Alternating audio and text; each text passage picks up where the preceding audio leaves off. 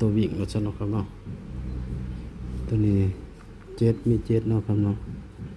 เอาติดเจ็ดเนาะครับเจ็ดแล้วก็สามเนาะครับ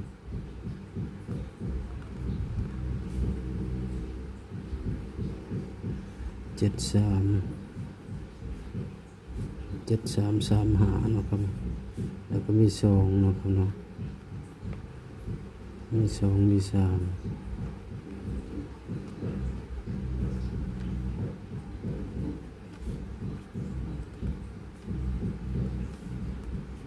มีสองมีสามมีแค่นี้เนาะครับเนาะ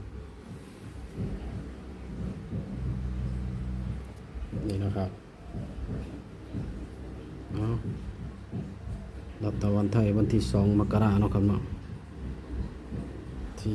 269เนาะครับเนาะสูตรนี้เนาะครับเนาะ2สูตรเป็นแค่เพียงแนวทางเนาะครับเนาะฟังคำเตือนเนาะครับเนาะเป็นแค่เพียงแนวทางบ่ได้สนับสนุนให้เล่นการพนันเนาะครับเนาะสูตรมีเข้ามีรุดเนาะครับเนาะ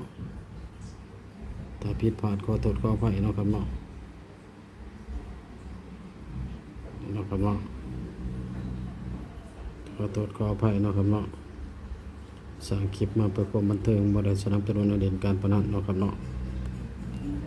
คลิปนี้ก็จบไว้ส่ำนี้เนาะครับเนาะคลิปหน้าพบกันใหม่เนาะครับเนาะสวัสดีครับ